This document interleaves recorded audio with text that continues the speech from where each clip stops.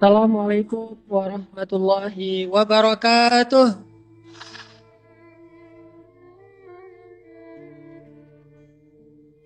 Sehat semuanya?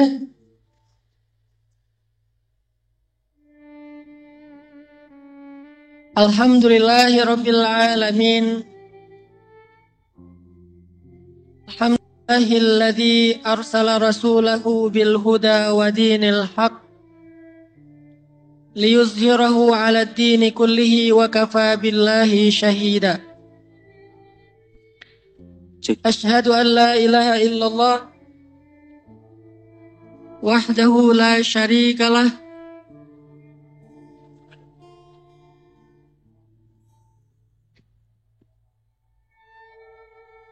wa asyhadu anna Muhammadan abduhu wa rasuluhu la nabiyya ba'dah. Allahumma salli wa sallim wa barik ala sayyidina Muhammad wa ala alihi wa sahbihi wa man tabi'ahu ila yaumil qiyamah. Radina billahi rabba wa bi Muhammadin nabiyya wa bil islami dina. Rabbi syrah li sadri wa yassir li amri wahlul 'uqdatan min lisani yafqahu qawli.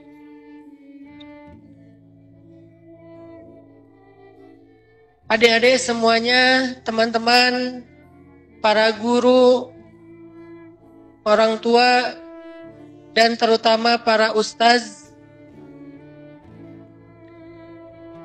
puji syukur kepada Allah Subhanahu wa Ta'ala. Malam ini kita bisa ngumpul di Gor Ihsanul Fikri. Mudah-mudahan Allah Subhanahu wa Ta'ala menurunkan rahmat kepada kita dan mengangkat derajat kita karena majlis yang insya Allah dimuliakan ini. Dan mudah-mudahan buat semua adik-adik yang belajar di Ihsanul Fikri, Allah Subhanahu wa Ta'ala meneguhkan hatinya, memahamkan ilmu-ilmu agamanya, dan kelak insya Allah menyegerakan jodoh-jodohnya.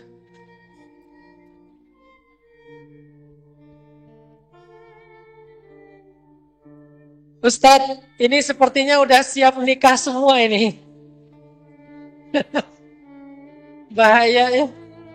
Nanti kalau udah lulus S3, salah satu anak muda yang disebutin di dalam Al-Quran dan disebut sebagai anak muda yang cukup keren adalah salah satunya Nabi Musa alaihissalam. Jadi Allah Subhanahu wa Ta'ala mengutus para nabi, setiap mereka diberikan keistimewaan yang berbeda-beda. Yang pasti semua nabi itu keren-keren, nggak ada nabi yang jelek. Jadi by the way, nggak ada nabi yang jelek. Semua nabi itu kece-kece. Kenapa para nabi itu kece-kece? Karena para nabi itu adalah brand ambasador langit. Jangankan brand ambasador langit ya, brand ambasador bumi aja yang dipilih dari kayak perusahaan sampo, sabun, odol, apa segala macam, kan milihnya yang keren ya. Sampai minyak angin aja milihnya yang keren, Agnes Monica misalnya, Fresh Care. Jadi kalau brand ambasador bumi aja yang dicari itu yang kece, apalagi brand ambasador langit. Jadi semua nabi yang jumlahnya kurang lebih 120.000, 24.000, itu semuanya tuh kece-kece. Ada nabi yang Allah kasih kelebihan rupanya. Wajahnya tuh terlalu keren. Saking kerennya bikin cewek ngiris tangan gak berasa. Siapa dia? Kok gak ada yang bilang Hanan Ataki? Bukan nabi ya, nabi palsu nanti jadinya. Nabi Yusuf itu anak muda yang kalau cewek ngelihat wajahnya, kalau cewek ngebuka akun medsosnya, kalau cewek stalking IG-nya, ini Nabi Yusuf nih, itu ngiris tangan gak berasa sakitnya. Jadi Nabi Yusuf lewat, Nabi Yusuf lagi posting, mereka nonton sambil ngiris buah, tapi yang keiris tangannya, mereka bilang ini bukan manusia, tapi ini adalah malaikat. Saking takjubnya kepada kegantengan Nabi Yusuf. Lagi takjub kayak gitu, ngelihat tangannya, ini kenapa ya kok tangan saya berdarah, gak berasa coba. Ini adalah kelebihan Nabi Yusuf alaihissalam. Kalau cowoknya Yusuf, makanya kalau di antara kita di sini ada yang ngerasa sok keren ya, sok ganteng, cara nguji kita ini keren apa enggak gampang. Coba kasih jarum pentul ke cewek, Mbak, ini jarum pentul. Buat apa? Coba Mbak tusuk jarinya sambil ngelihat wajah saya.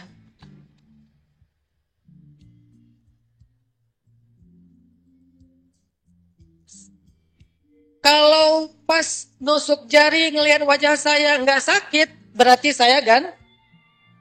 Tapi kalau sakit, berarti nggak tega mau ngomongnya. Masih mending kalau pas ngelihat wajahnya, terus nusuk jari dengan jarum pentul sakit, masih mending. Yang lebih parah, bukan cuma sakit. Gara-gara ngelihat wajah dia, malah jadi infeksi.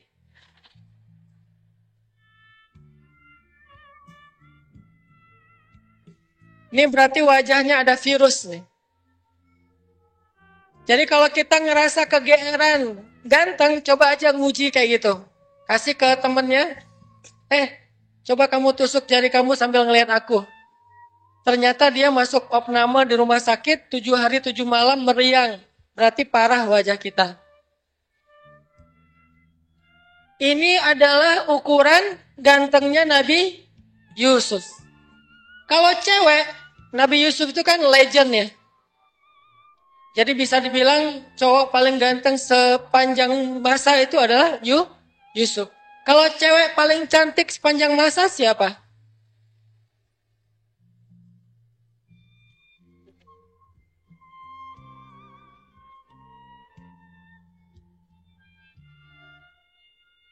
Tergantung siapa yang ngomong.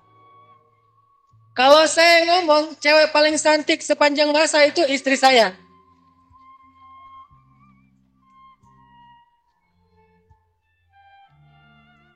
Maaf ya.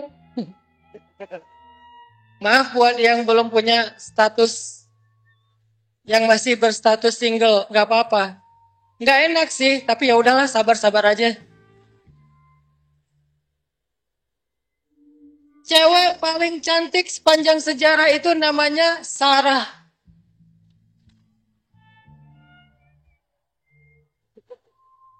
Ada yang GR. Sarah siapa? Sarah istrinya Ibrahim atau Ibrahim. Sarah istrinya Ibrahim. Apa ukuran cantiknya Sarah? Ukuran cantiknya Sarah, kalau Yusuf, cewek ngelihat ke dia, nggak berasa sakit. Kalau Sarah, cowok ngelihat dia, stroke.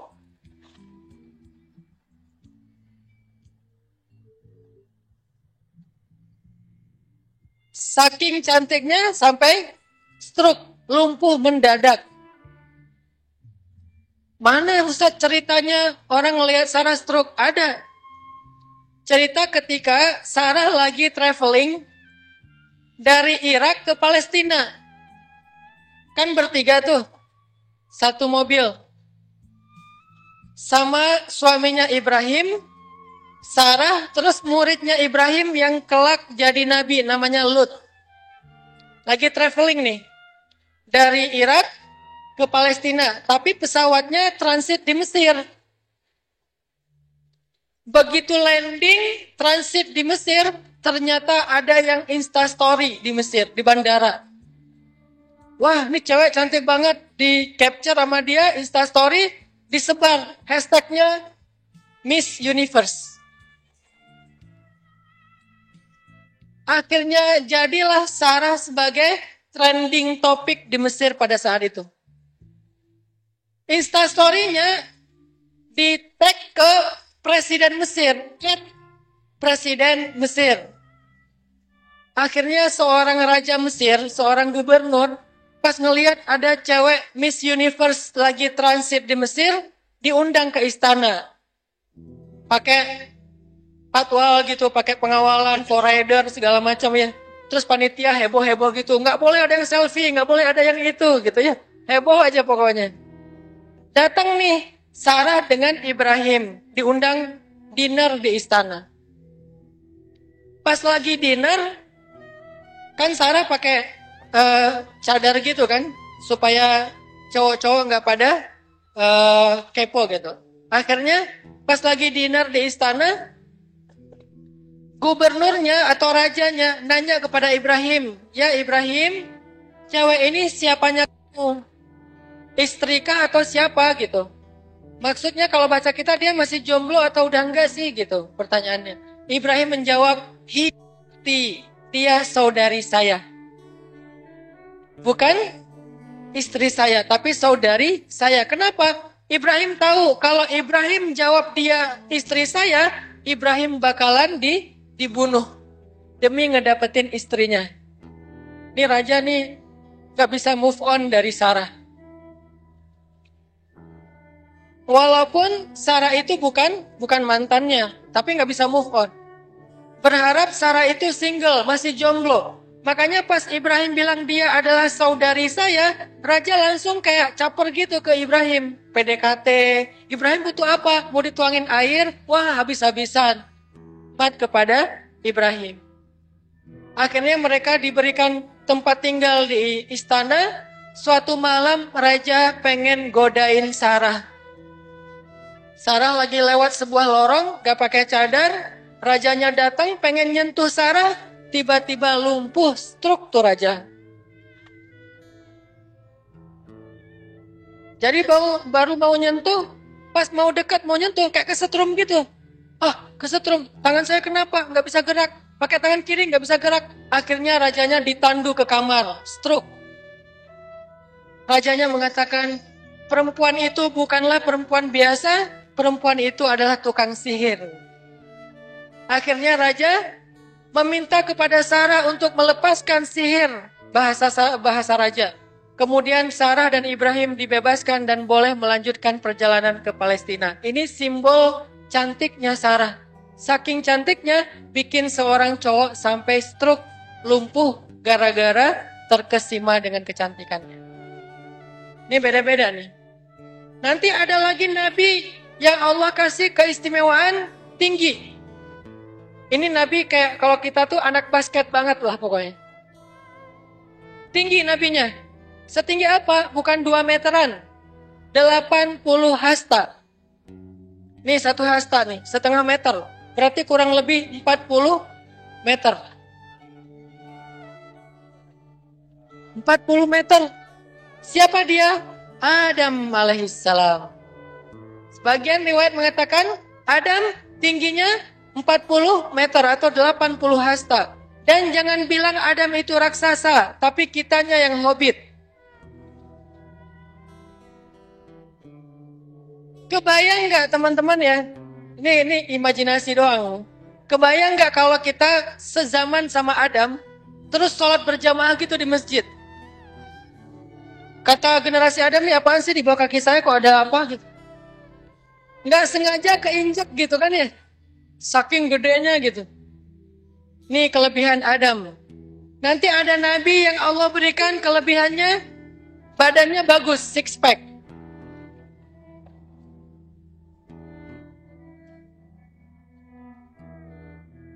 Siapa nabi yang six pack? Musa alaihissalam. Musa itu juara ultimate fight. Petarung banget lah Musa tuh. Kebayang gak saking kerennya Musa, saking kuatnya Musa, saking juara tarung, orang dicolek sama Musa mati loh. Jadi ada orang Bani Israel berantem sama orang Egyptian, orang Kipti, orang Mesir. Orang Mesir ini zalim, curang gitu. Terus dibelain sama Musa. Akhirnya orang Musa tuh kayak Noel doang gitu ya. Lu apaan sih? Mati. Digituin doang. Kalau kita kan nonjok, gebukin habis-habisan ya. Kalau ini Musa cuma digituin doang mati. Padahal Musa itu nggak sengaja. Jadi apaan sih? Mati. Ini saking kuatnya. Sampai ada riwayat malaikat turun kepada Musa dengan wujud seorang laki-laki. Karena Musa nggak kenal, ditonjok sama Musa, mata malaikat buta. Naik ke Allah, ya Allah mata saya buta. Kenapa? Ditonjok sama Musa. Allah sembuhkan, turun lagi, mau ditonjok lagi sama Musa, kata malaikat, jangan, saya malaikat. Oh, kirain begal.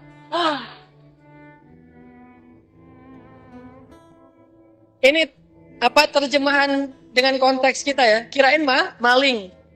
Ini saking kuatnya Musa. Tapi Musa itu, walaupun badannya bagus, six pack, dia kalau pakai baju itu selalu tertutup dengan rapi. Nggak mau nunjukin badan. Kita kan kayaknya baru pertama fitness, bajunya udah ketat ya.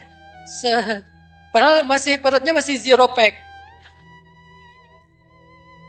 Udah pura-pura Magelang panas ya, sosok buka baju gitu, pengen nunjukin otot gitu kan ya. Enggak, Musa itu walaupun badannya bagus, dia pakai baju itu sampai ke pergelangan tangan, lengkap semuanya. Enggak pengen orang memuji badan Musa yang bagus. Tapi justru gara-gara kayak gitu, Bani Israel banyak memfitnah dan membuli Musa gara-gara pakaiannya. Musa tuh dibully di medsos.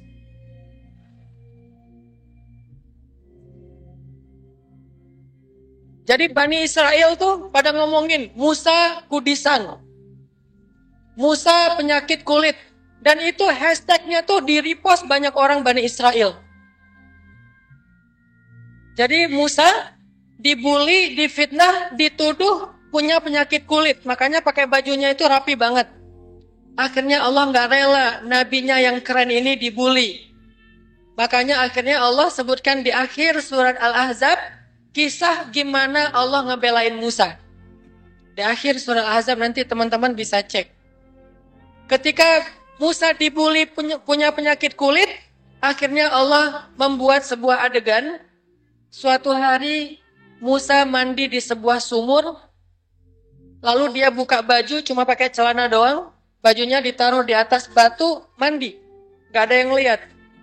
Pas sudah selesai mandi, mau ngambil baju, ternyata batunya udah pindah. Akhirnya Musa bingung, nih gimana nih, ntar kalau ketahuan badan saya bagus.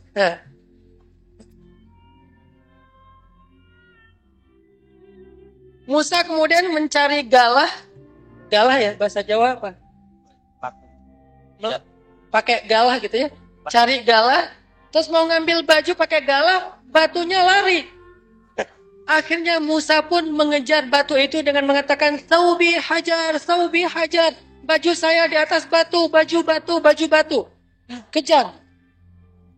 Kemana batu itu lari? Batu itu lari kepada Nadil Kaum. Itu bahasa teksnya. Nadil Kaum itu apa bahasa kita? Ke tempat anak-anak muda ngumpul. Jadi lewat skatepark gitu ya. Jadi anak-anak Bani Israel lagi main skate gitu ya, lagi nge-trick, lagi olling, tiba-tiba Musa lewat, lari. Wah, Musa ternyata anak parkur.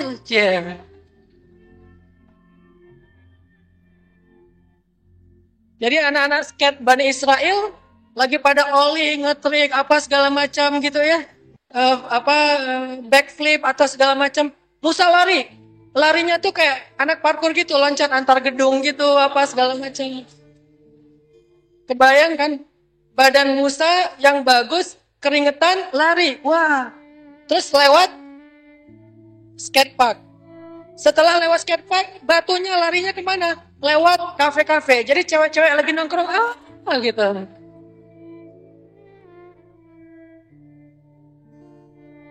Ini bahasa hadisnya Nadil Kaum. Nadi itu tempat orang-orang olahraga. Kayak gor gitu kalau bahasa kita ya. Kayak lapangan bola, futsal itu namanya nadi.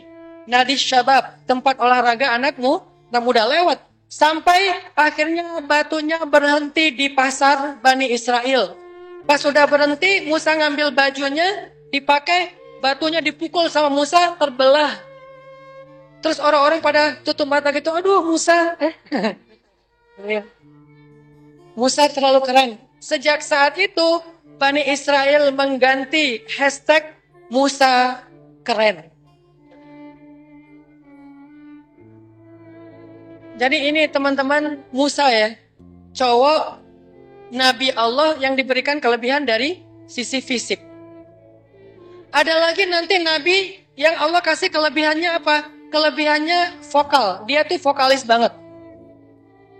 Kalau dia lagi perform, yang nonton tuh bukan cuma manusia, jin, malaikat, hewan, angin, awan, air, semuanya nonton konser Nabi Daud alaihissalam. Itu kalau Nabi Daud mau show, jadi single show gitu kan. Itu yang datang tuh dari beberapa negara ya, kayak Tomorrowland gitu ya. Sampai charter pesawat ditulis Tomorrowland Brazil. Tomorrowland dari mana gitu, Finlandia. Ngapain? Mereka pengen nonton show-nya Nabi Daud. Nabi Daud itu kayak DJ internasional, kayak David Guetta gitu. Nabi Daud. Jadi kayak David Guetta. Pada datang tuh. Terutama orang-orang yang pengen join dengan konsernya Nabi Daud. Kebayang nggak Nabi Daud perform kayak Coldplay gitu kan?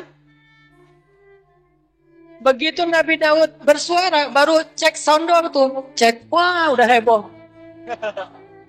Padahal baru cek sound loh. Belum ngomongin apa-apa tuh, belum mulai lagu tuh, baru cek sound. Begitu lagu pembuka, langsung semuanya diam. Tiba-tiba semesta ikut join bertasbih bersama Daud alaihissalam. Kelebihannya apa? Suara. Makanya ada seorang sahabat yang suaranya itu bagus banget kalau baca Al-Quran, namanya Abu Musa al-Ash'ari. Sampai suatu hari Abu Musa lagi tilawah, bacanya tuh enak banget, cuman sayangnya dulu nggak ada recording ya, jadi kita nggak tahu gimana bacaan Abu Musa. Kalau tahu pasti di YouTube subscribernya tuh banyak banget pasti. Jadi bisa Abu Musa bikin channel YouTube, wah pasti jadi YouTubers terkaya di Indonesia gitu ya. Karena tilawahnya paling bagus. Pas Abu Musa lagi ngaji, dan by the way, orang Arab kalau ngomong Abu itu bukan orang tua ya. Abu itu kayak panggilan beken gitu. Abu Musa, terus nanti kayak Ali punya anak namanya Hasan, namanya Abul Hasan. Ababak itu artinya bapak yang punya anak cewek cantik-cantik, disebut Abu Bakar. Abu Musa pas lagi ngaji, Nabi dengerin. Terus tiba-tiba sahabat dari luar masjid datang bilang, ya Rasulullah, apakah malam ini malam Lailatul Qadar? Kata Nabi, bukan, memang kenapa? Itu di langit banyak banget bintang-bintang, gak seperti biasanya. Kata Nabi, itu bukan bintang, tapi itu cahaya malaikat yang turun ingin mendengar bacaan Abu Musa al-Ash'ari. Saking kerennya bacaan Abu Musa, sampai malaikat aja turun. Ada lagi sahabat yang baca Quran, ketika dia baca Quran, awannya itu berkumpul di atasnya. Nama sahabat itu Usaid bin Hudayr. Usaid bin Hudayr, salah satu di antara awalun dari golongan Ansor. Dia lagi di kebun korma gitu, tilawah. Bismillahirrahmanirrahim. Langsung awan datang satu persatu. Alhamdulillahirabbil alamin. Ar-Rahmanir-Rahim. Maliki yaumiddin. Pas melihat ke awan, ke atas, wah, kayaknya mau hujan nih, mendung. Lari. Mau pulang ke rumah, ternyata dikejar sama awannya. Awan hujan, lari, kejar lagi. Sampai akhirnya Abu Musa menemui Rasulullah, dan ternyata awan itu pengen dengar single show-nya, performnya Usaid bin Hudayr. Sehingga orang yang suaranya bagus, Nabi mendoakan atau mengucapkan Laqad utita mismaran min mazamiri ali Daud. Engkau mendapatkan anugerah seruling Daud.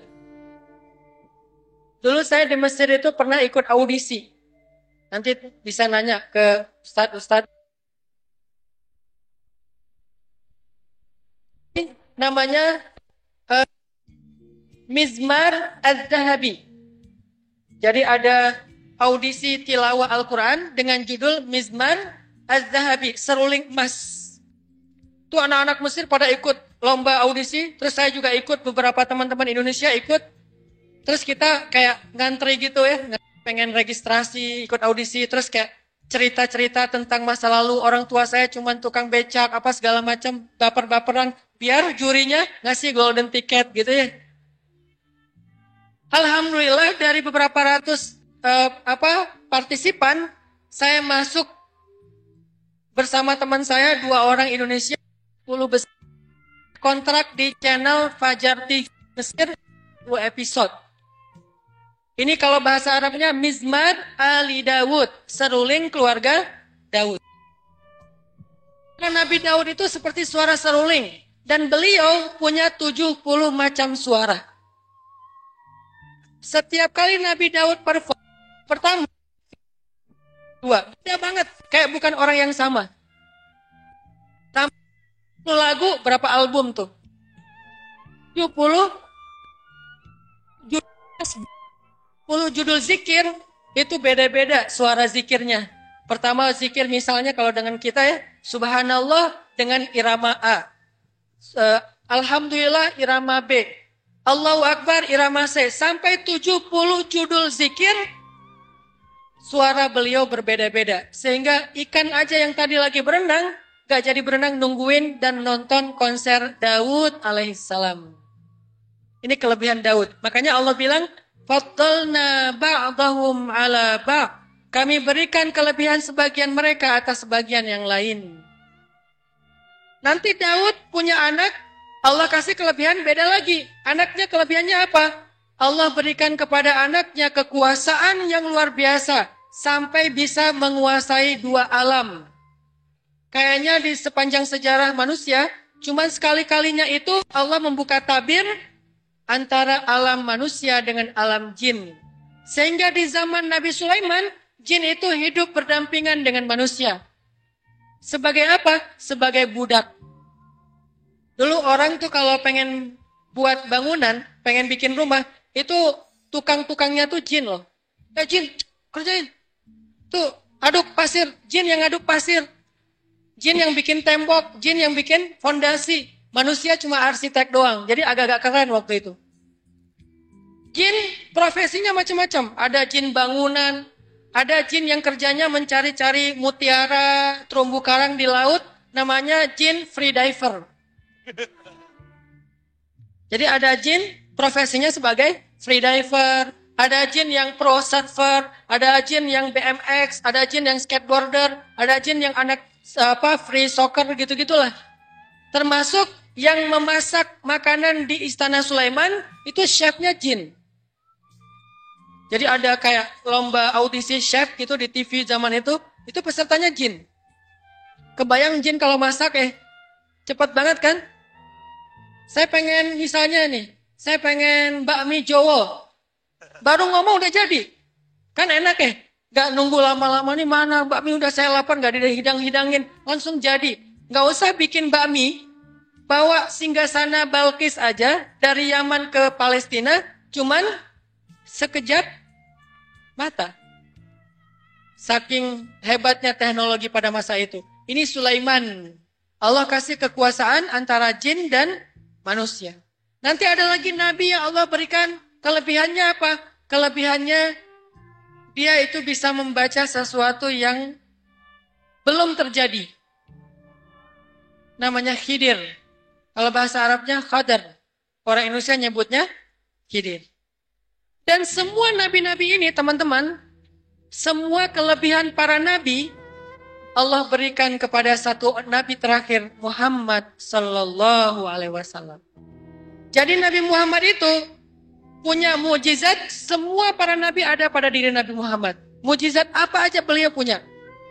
Kalau Nabi Musa misalnya, mujizat yang paling besarnya apa? Membelah laut. Ya, Nabi Muhammad membelah bulan. Lebih ngeri kan? Ini membelah laut merah. Kalau Nabi Muhammad membelah satu satelit atau satu benda luar angkasa yang kita kenal dengan bulan. Itu lebih dahsyat.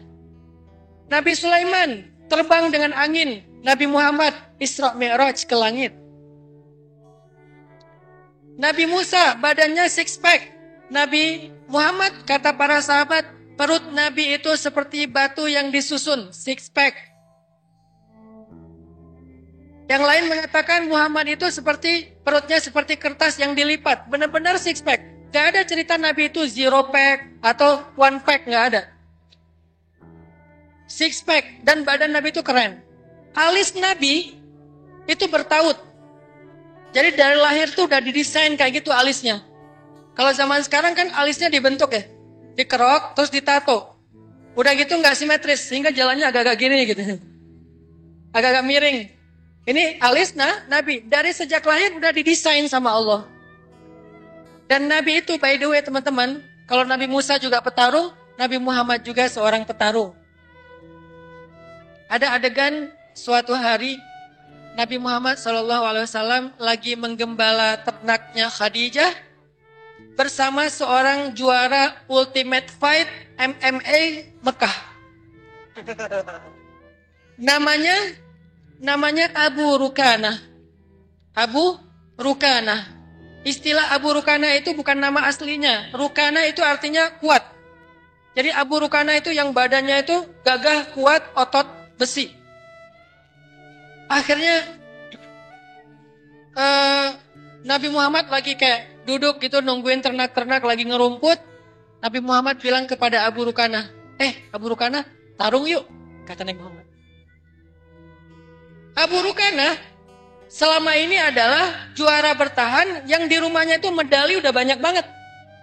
Gak pernah terkalahkan, menang KO terus tuh. Sedangkan Rasulullah belum pernah tarung di atas ring. Jadi gak ketahuan kalau Nabi itu jago tarung. Makanya pas Nabi bilang, Abu Rukana tarung yuk. Abu Rukana bilang, janganlah Muhammad, aku kasihan nanti kalau kamu terjadi apa-apa gitu. Ngeremehin Nabi. Kata Nabi, enggak, kita taruhan. Kalau siapa yang menang, dia dapat 1 ekor kambing. Jadi kalau saya menang, kamu kasih kambing kamu ke saya. Sebaliknya kalau kamu menang, saya kasih kambing saya ke kamu. Ditawarin kayak gitu, Abu Rukana semangat. Oh ya udah, ayo. Karena dia pede bakalan menang nih. Lawan Muhammad. Lawan Umar aja dia menang, apalagi lawan Muhammad. Ya udah, ayo. Lawan saya nih. Tapi Muhammad, kalau ada terjadi apa-apa jangan salahin saya ya. Tenang, kata Nabi. Mereka tarung, berdiri. Begitu mulai tarung, Nabi pegang Abu Rukana, dibanting, dikunci sama Nabi. Ternyata Nabi itu jago gulat. Dikunci sama Nabi, Abu Rukana langsung nyerah. Muhammad, saya nyerah. Karena kalau nggak nyerah bisa patah tangan Abu Rukana, kan dikunci tangannya. Akhirnya dia nyerah. Kata Rasul, mana kambingnya? Akhirnya Abu Rukana ngasih kambing dia untuk Nabi. Nabi bilang, Abu Rukana masih penasaran? Kata Abu Rukana, ya kayaknya tadi saya salah langkah nih. Ya kita coba sekali lagi. Cobalah yang kedua kalinya. Diulangi lagi, dikunci lagi sama Nabi. Akhirnya Abu Rukana menyerah untuk kedua kalinya. Dikasih lagi 1 kambing. Kata Rasulullah, Abu Rukana masih mau coba yang ketiga. Kata Abu Rukana, ya udah ini yang terakhir. Penasaran saya, kok bisa kalah 2 kali? Nyoba, yang ketiga kalah lagi. Sehingga akhirnya Abu Rukana menyerahkan 3 kambingnya untuk Rasulullah SAW. Duduk mereka, Abu Rukana masih sakit-sakit gitu ya. Kayak keseleo gitu. Duduk, Abu Rukana ngelamun aja, diem aja sepanjang hari. Kata Nabi, ya Abu Rukana, malham. Kamu kenapa Abu Rukana? Kok sedih aja gitu? Kata Abu Rukana, saya lagi bingung. Bingung kenapa? Gimana ya saya menjelaskan ke ayah saya tentang 3 ekor kambing yang hilang? Emang kenapa? Kenapa nggak bilang aja diambil Muhammad karena kalah tarung? Wah, nggak boleh dong. Masa ayah saya tahu kalau anaknya yang juara Ultimate Fight kalah sama Muhammad? Di mana muka saya, wahai Muhammad? Kalau saya bilang dimakan serigala, saya bohong. Kalau saya bilang kalah sama kamu, itu lebih memalukan lagi. Ya udah, kata Nabi, supaya kamu tidak malu kepada ayahmu, saya balikin kambing-kambing kamu untuk kamu. Dibalikin sama Nabi. Kemudian Abu Rukana mengatakan, ya Muhammad, akhlakmu itu indah sekali. Asyhadu an la ilaha illallah wa annaka rasulullah. Masuk Islam Abu Rukana. Jadi kalau Nabi Musa nyolek orang jatuh, meninggal, Nabi Muhammad bisa lebih dari itu. Kalau Sulaiman menguasai jin dan manusia, sebetulnya Nabi Muhammad itu bisa banget loh menguasai jin, cuman gak mau pamer.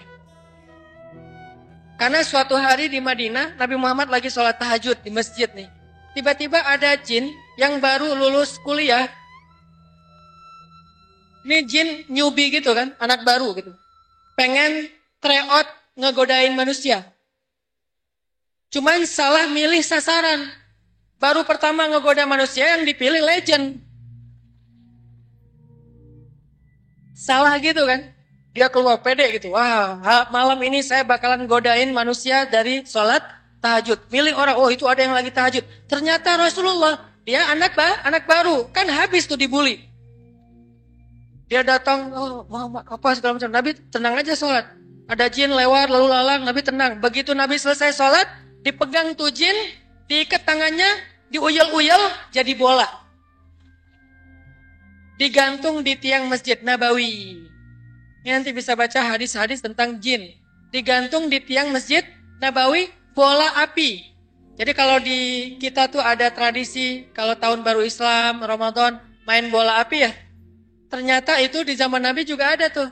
Bola api digantung di tiang masjid, tapi tiang masjid yang dari pohon korma itu nggak terbakar. Karena emang apinya bukan api yang membakar, api jin. Begitu anak-anak Madinah sholat subuh berjamaah di masjid, ngelihat ada bola api, mereka pada heboh. Semuanya bilang, nanti habis subuh kita main bola ya. Habis subuh kita main bola. Pas selesai subuh, itu bola diambil, ditendang-tendang sama anak-anak Madinah. Jadi bisa dibilang sepak bola futsal pertama itu adanya di Madinah. Dan bolanya bukan karet, jin. Terus Nabi mengambil bolanya, dibuka ikatannya, dilepaskan, ternyata itu jin. Anak-anak Madinah ngelihat ternyata jin. Lalu Nabi mengatakan, seandainya bukan karena doa saudara saya Sulaiman, akan saya biarkan jin ini dijadikan bola tendang oleh anak-anak Madinah. Apa doa Sulaiman? Ya Allah, beri saya kekuasaan yang tidak engkau berikan kepada siapapun setelah saya, yaitu jin. Jadi Nabi itu bukan gak bisa, cuman menghargai Sulaiman. Artinya teman-teman, ini adalah contoh-contoh anak muda yang eksis, anak muda yang diutus oleh Allah Subhanahu wa taala, diberikan keistimewaan yang berbeda-beda. Apa hubungannya dengan kita? Hubungannya adalah semua kita, Allah udah ngasih gift sejak kita lahir dengan gift yang berbeda-beda. Nggak ada manusia yang dilahirkan yang nggak punya kelebihan. Sebagaimana juga tidak ada manusia yang dilahirkan yang tidak punya kekurangan. Semua kita dilahirkan dengan kelebihan dan kekurangan masing-masing. Tujuannya apa? Supaya bisa saling menyempurnakan. Contohnya, cewek sama cowok. Cewek itu, perasaannya 9, logikanya 1. Cowok itu, logikanya 9, perasaannya 1. Gak punya perasaan. Makanya cowok itu sering bilang gini, kalau cewek lagi ngambek ya, istrinya lagi ngambek, cowok tuh suka bilang gini, salah saya apa? Itu pertanyaan yang gak pakai perasaan. Karena dia hanya berpikir dengan logika, salah saya di mana? Salah saya apa? Perasaan gak ngomong yang salah, tapi buat cewek itu udah baper banget. Karena perasaan cewek 9, logikanya 1. Logika cowok 9, perasaannya 1. Tetap ada kurang dan lebih. Baru sempurna kalau digabung 10-10.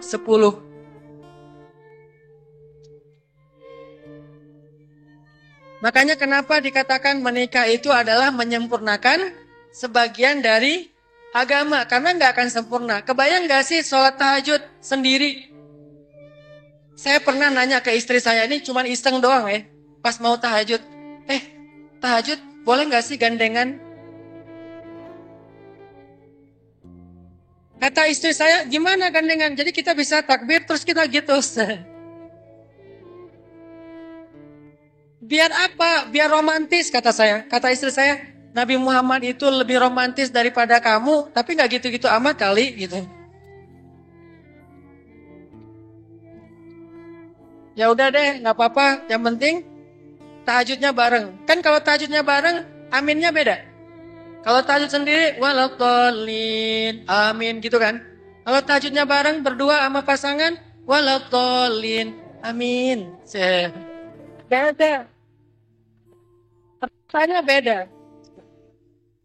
Tapi saya nggak mau ngebully ya. Kasihan nanti nggak bisa belajar. Yang jelas, nih saya kasih tahu satu hal aja. Jangan pernah pacaran. Kenapa? Karena pacaran yang paling indah itu justru setelah menikah. Habis nikah, itu pacaran keren banget. Kebayang gak sih? Kalau belum nikah, kita ada perasaan ke orang lain, ke lawan jenis, itu ngelihat aja dosa loh. Kepoin Instagramnya dosa. Jalan bareng dosa. Boncengan dosa. Apalagi berdua-duaan dosa. Kalau pacaran setelah nikah, semuanya pahala. Ngelihat pahala. Pahalanya kayak gimana? Seperti 2 rakaat sholat sunnah. Jadi saya kerjaan tuh pagi-pagi tuh sholat sunnahnya ngelihat istri saya rempong. Ustaz lagi ngapain? Lagi sholat sunnah. Kok bisa ngomong? Sholat sunnahnya ngelihat istri. Ngelihat aja pahala. Apalagi ya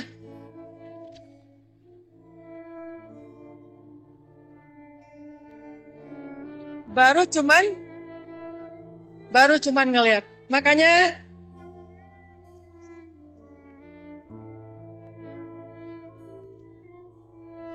nih ya buat adik-adik, makanya saya bilang saya sebagai kakak nih, jangan libatkan perasaan dulu kalau belum halal. Udah fokus aja belajar, tenang.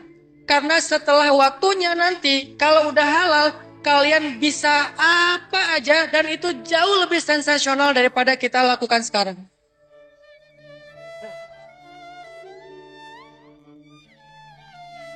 Pacaran sebelum nikah itu cuma mengganggu masa depan kita. Pacaran setelah nikah, itulah masa depan.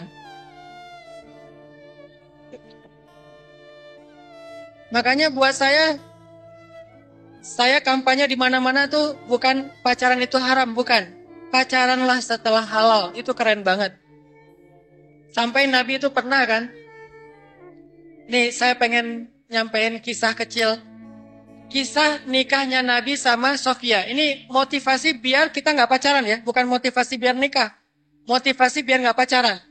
Karena nanti pada masanya kalian akan merasakan itu, tapi nggak usah sekarang. Sekarang belajar aja dulu. Tadi sampai lulus S3. Kelamaan Ustadz. Oke, terserah lah ya.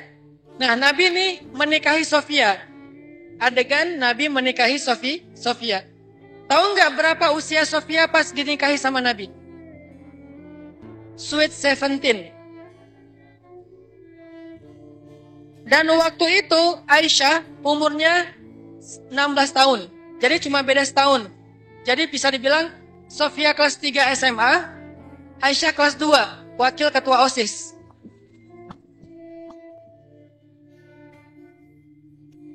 Ini nih analogi kita ya. Pas Nabi menikahi Sofia, terus terdengar kabar kepada Aisyah. Jadi kan waktu itu lagi touring nih. Nabi lagi touring dari Madinah ke Khaybar. Nah sampai di Khaybar, Nabi bertemu dengan Sofia. Allah menyuruh Nabi melamar Sofia. Waktu itu yang ikut bareng touring Nabi itu Aisyah.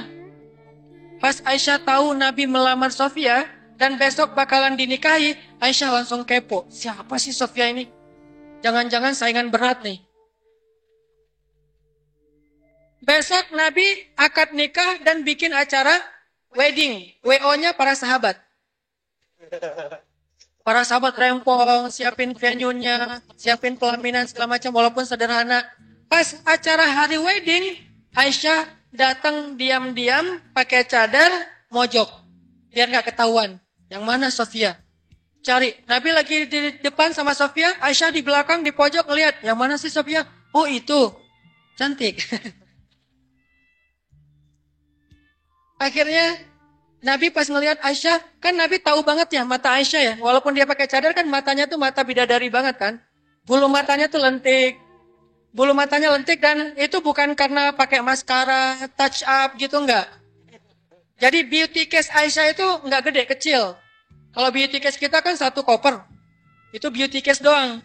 Akhirnya touch up sini, touch up sana segala macam pakai jilbab dengan berbagai macam model. Kalau kata Ustaz Abu Somad ada jilbab Sakratul Maut. Diikat di sini sampai kecekek meninggal gitu. Ada jilbab namanya twister hijab.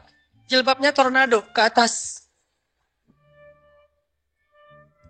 Ada jilbab modelnya jilbab galau. Gimana jilbab galau? Pakai jilbab terus ciputnya ditarik dikit di pinggir gitu. Bukan di tengah, kalau di tengah istiqomah, kalau di pinggir galau gitu. Macam-macam jilbabnya. Nabi itu hafal banget matanya Aisyah. Wah, Aisyah datang. Akhirnya Nabi nyusul Aisyah. Aisyah tunggu. Sofia bentar ya, saya ngejar Aisyah dulu. Ya. Aisyah langsung lari keluar. Nabi ngejar slow motion. Yeah.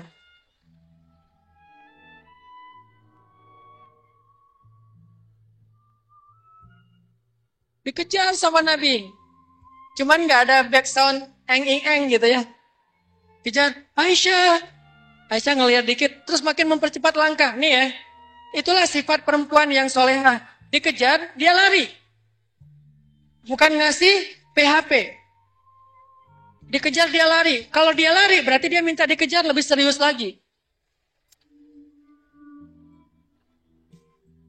Kejar semua.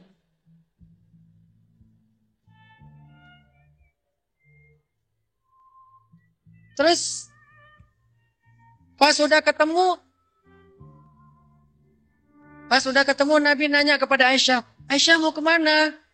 Kata Aisyah, enggak, mau pulang. Gitu. Ya udah aku temenin ya, kata Nabi. Ya terserah, kata Aisyah. Akhirnya jalan berdua pulang.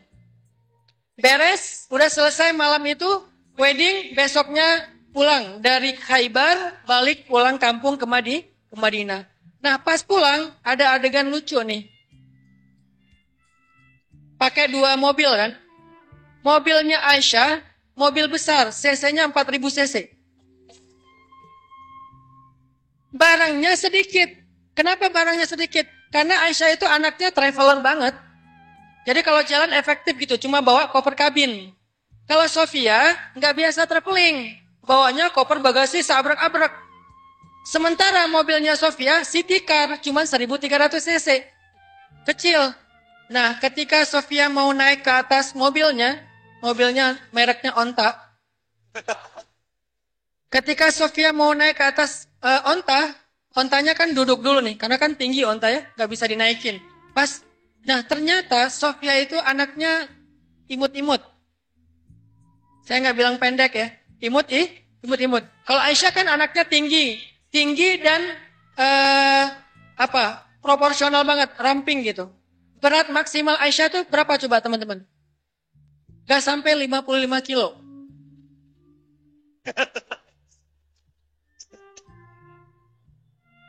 Berat Aisyah gak sampai 55 kilo. Tahu dari mana Ustadz? Baca deh hadisul ifki di dalam surat An-Nur. Kisah ketika Aisyah keluar dari tandu, terus gak ketahuan. Kata yang pembawa tandunya, mereka komen di dalam cerita itu. Kata mereka, kami nggak tahu Aisyah keluar, soalnya tandu itu lebih berat daripada Aisyah. Jadi ada atau nggak ada Aisyah, nggak ketahuan, soalnya tandunya lebih berat. Dan berapa berat tandu? 55 kilo. Berarti Aisyah itu lebih ringan daripada 55 kilo. Sehingga menurut saya nih, salah satu ciri cewek solehah, beratnya tidak lebih dari 55 kilo.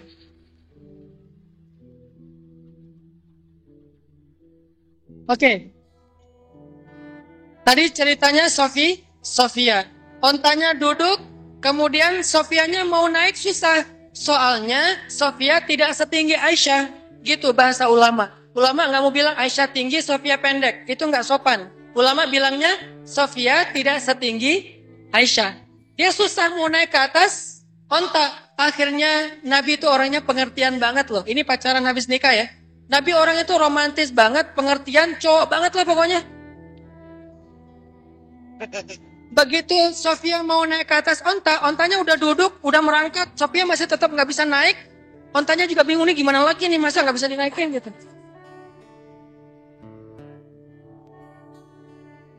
Akhirnya Nabi itu pengertian banget, Nabi langsung jongkok, kemudian menjadikan lutut beliau sebagai pijakan buat Sofia.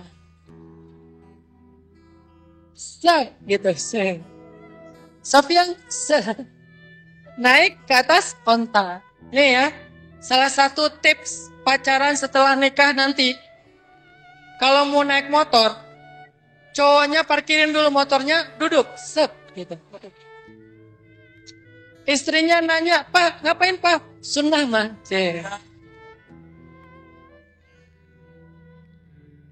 Ternyata sunnah itu romantis. Naik aja, naik. Udah gitu bawa barang banyak, jalan.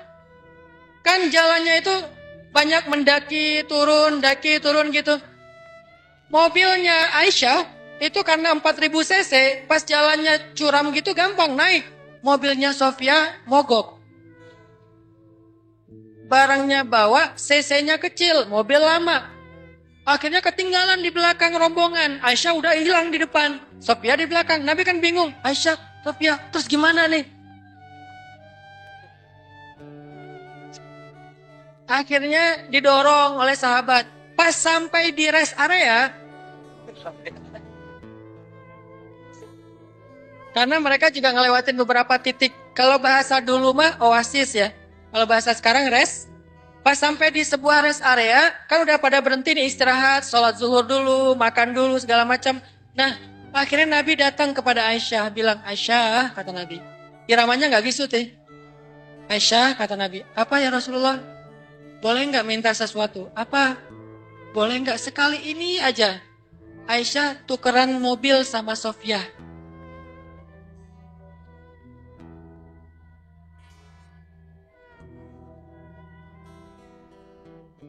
Tukeran, bukan tukaran ya. Kalau tukaran kan berantem.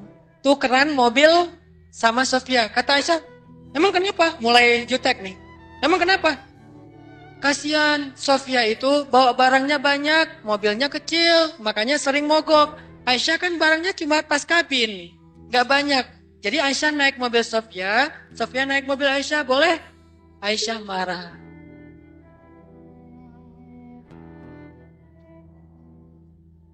Wajahnya mulai kemerah-merahan. Wajahnya mulai pink. Terus Aisyah bilang kepada Nabi, karena marah nih ya, Aisyah bilang, engkau itu Nabi bukan sih? Gitu. Nabi digituin, kaget. Terus Nabi bilang, menurut kamu?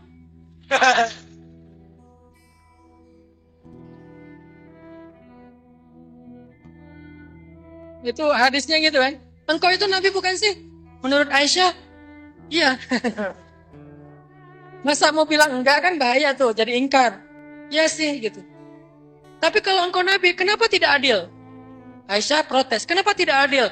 Abu Bakar mendengar Aisyah ngomong kayak gini, langsung didorong sama Abu Bakar. Ya Aisyah, kenapa kamu tidak sopan kepada Rasulullah? Rasulullah marah kepada Abu Bakar. Ya Abu Bakar, kenapa marah-marahin istri saya?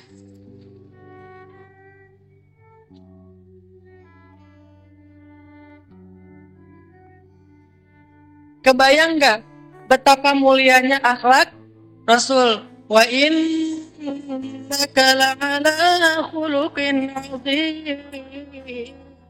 Emang Nabi itu keren banget akhlaknya. Istrinya lagi marah-marah, ayahnya si istri, mertuanya Rasul negur, Nabi malah ngebelain istrinya. Abu Bakar, kenapa marahin istri saya? Ya Rasulullah, dia udah nggak sopan. Ya Abu Bakar, tapi dia istri saya. Ya udah, kata Abu Bakar. Abu Bakar pergi, dibelain sama Rasulullah gitu. Terus kata Rasulullah, Aisyah, tuh kan aku belain kamu. Terus kata Aisyah, ya. Terus kata Rasul, gimana? Gimana apa? Mobil? Ya udah, sekali doang ya. Akhirnya ganti mobilnya, jalan. Ini rumah tangga Nabi yang luar biasa ya. Nabi itu kalau sama Aisyah seru loh. Ini adegan-adegan pacarannya Nabi ya sama Aisyah. Nabi itu nonton loh sama Aisyah. Saya juga kadang-kadang nonton sama istri. Yang paling gak enak itu, kalau lagi nonton di bioskop, itu statusnya masih sendiri. Itu gak enak banget. Ngeliat di sebelah, apalagi yang dinonton tuh tren tubusan. Nontonnya nonton horor gitu, zombie. Kan, gitu kan ya. Terus kita sendiri, gimana nih? Kan gak enak banget. Nabi itu pernah nonton sama Aisyah. Ini bukti bahwa hidup Nabi itu pacaran setelah nikah itu keren. Jadi waktu itu lagi ada festival di Madinah namanya Habasyah Fest. Jadi orang-orang Habasyah lagi bikin festival hari jadi kota Habasyah dan mereka pekerja di Madinah bikin Habasyah Fest. Ada panggung perform dance. Dance apa? Tari pedang. Tapi kan dance juga ya. Ada dance, ada tarung, ada lomba berkuda, onta, segala macam. Aisyah di rumah pengen nonton. Lihat ke jendela, balik lagi ke kamar. Lihat ke jendela, balik lagi ke kamar. Nabi memperhatikan, Nabi kan pengertian. Nabi nanya, Aisyah, hal turidina an tanzuri? Kata Nabi. Aisyah, kamu pengen nonton? Aisyah malu-malu. Langsung dipegang tangan Aisyah sama Nabi. Yuk aku temenin.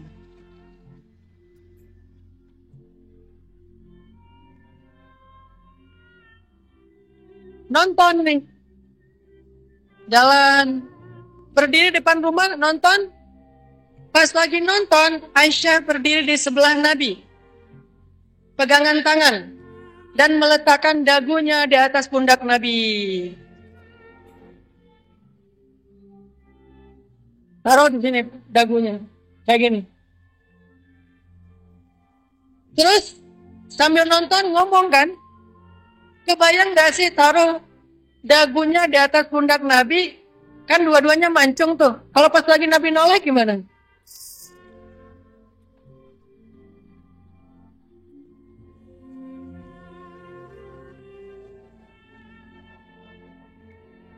Nonton lama gitu ya. Udah nonton lama, terus Nabi bilang ke Aisyah, Aisyah, udahan ya? Aisyah jawabnya manja. Kata Aisyah. Oh belum, lanjut. Sampai akhirnya udah beres, pulang. Pas udah pulang, Aisyah posting, dia tulis di captionnya.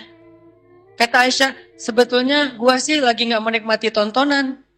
Gua cuma pengen nunjukin ke orang-orang gimana romantisnya saya dengan Rasulullah SAW. Oke, selesai ya. Terlalu panas malam ini ya. Gerah. Moral of the story-nya adalah, pesan moralnya adalah, udahlah sabar aja, gak usah khawatir. Yang kayak gitu-gitu bakalan kita lalui nanti setelah halal, berpahala. Jangan sampai kita merusak masa-masa produktif kita, belajar, berprestasi, berkarya, dengan hal-hal yang belum waktunya. Nanti juga bakalan kita rasain. Sekarang fokus aja dulu belajar. Pada waktunya nanti kita akan mengikuti jejak Rasulullah SAW dan Aisyah. Jadi teman-teman, sekarang coba kita fokus kepada potensi kita masing-masing. Ada yang dikasih potensi suara, ada yang dikasih potensi olahraga, ada yang dikasih potensi seni, ada yang dikasih potensi otak kiri, ada yang linguis, bahasa. Semua potensi ini harus kita kembangkan terus sampai kita benar-benar eksis dengan potensi kita. Eksis dengan potensi kita. Dan potensi itulah yang menjadi jalan dakwah kita, teman-teman. Saya dari dulu tuh senangnya main. Makanya tagline di Instagram saya itu banyak main. Potensi saya senang main. Ternyata senang main itu bisa dipakai buat dakwah. Apa dakwahnya? Saya justru jadi berdakwah ke anak-anak main. Saya main skateboard, walaupun gak jago, tapi senang. Saya main longboard, saya main surfing kalau lagi ada ombak. Apalagi kalau habis dimarahin istri, itu enak banget main ombak tuh.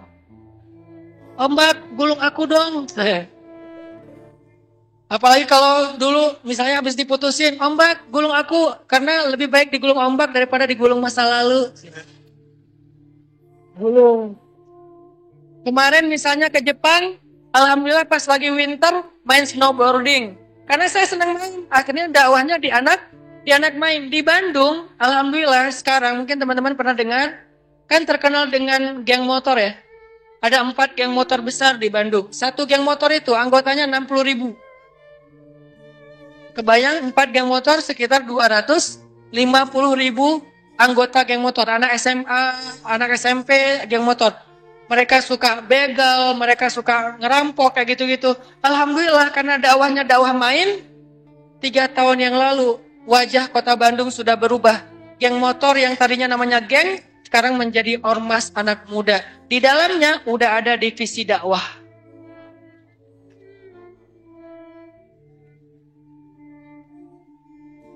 Ini bukan karena saya hebat, sama sekali enggak. Allah yang memberikan hidayah ke dalam hati mereka lewat dakwah-dakwah main. Saya main bareng mereka, kita touring, kita coba have fun.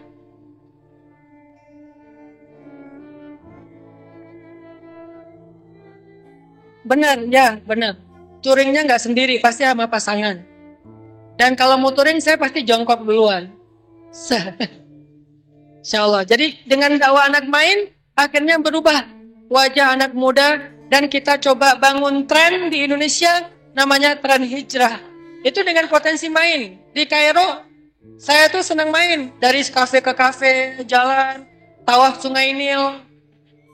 Kenapa? Karena emang senangnya jalan-jalan, traveling. Sampai ketika saya udah selesai lulus kuliah, istri saya S2, istri saya kuliah aja S2, saya mah main.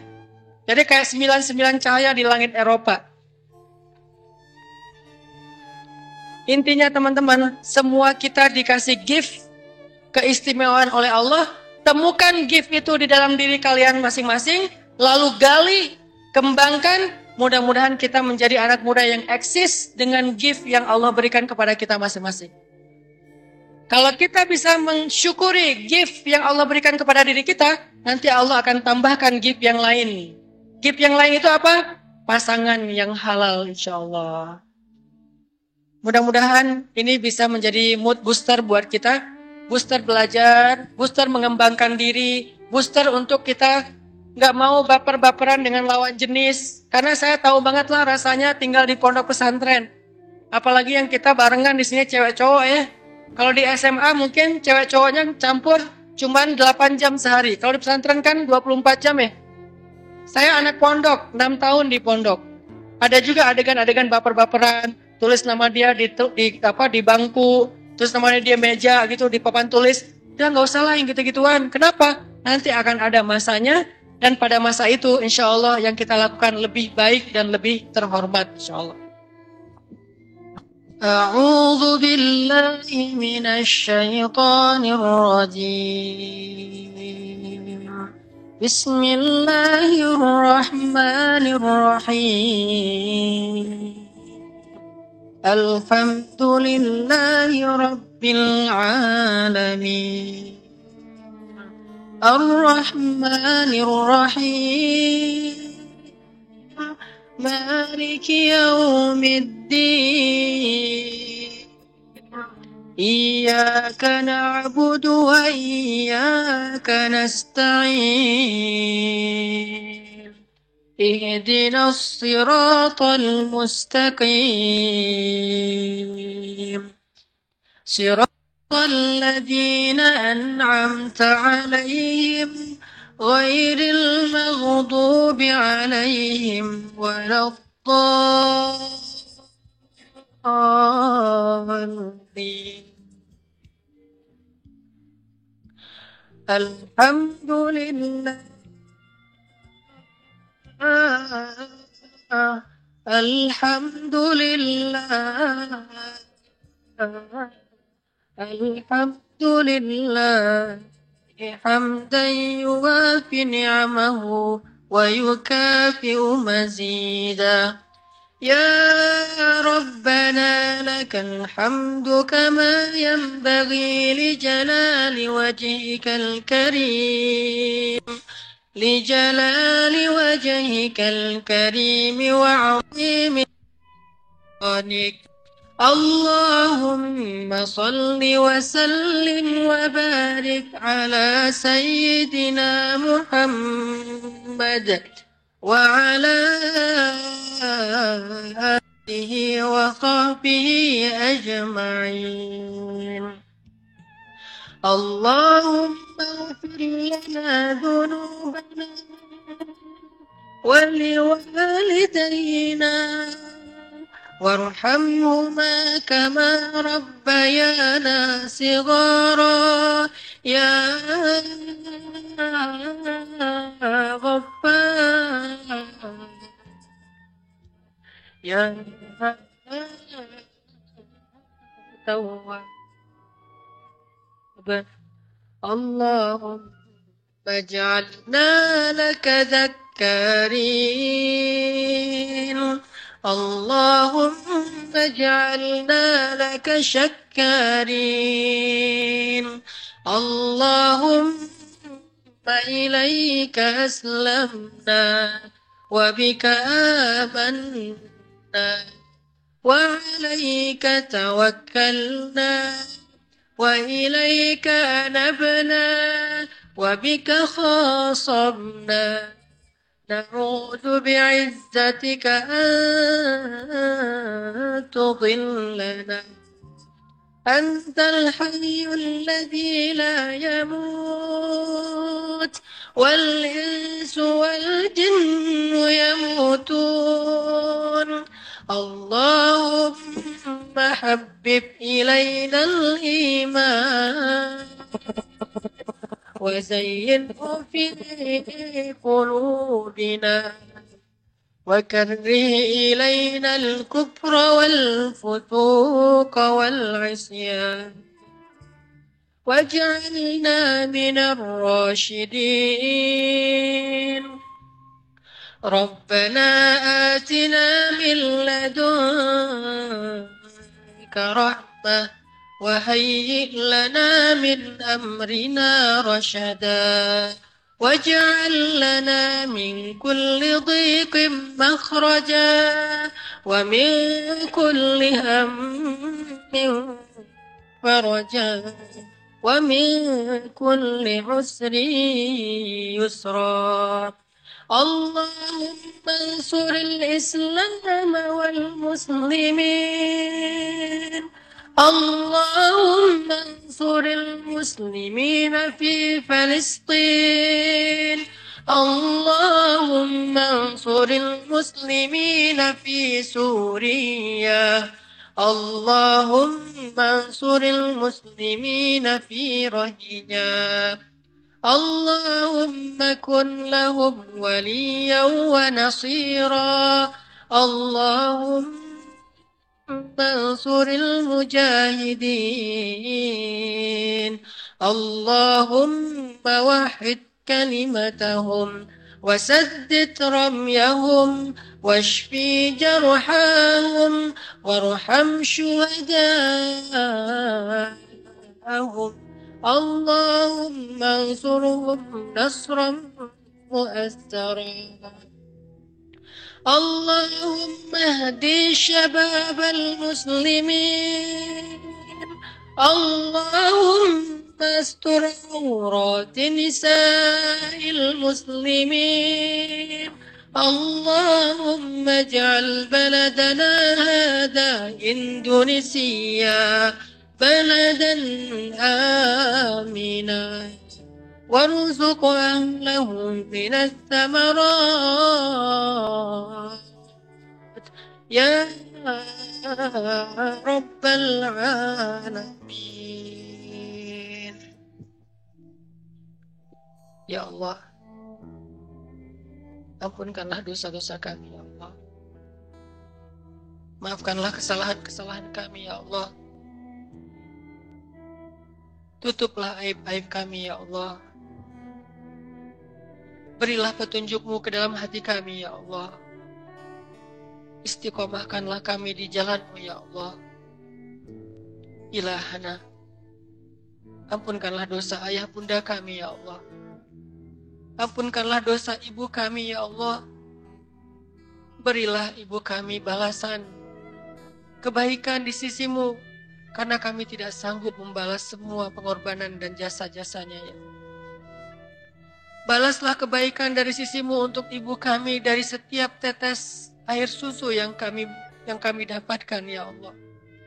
Berilah balasan kepada ibunda kami atas setiap jerih payah dan rasa sakit beliau ketika mengandung kami, melahirkan kami dengan taruhan nyawa, dan membesarkan kami sampai kami menjadi anak yang dewasa.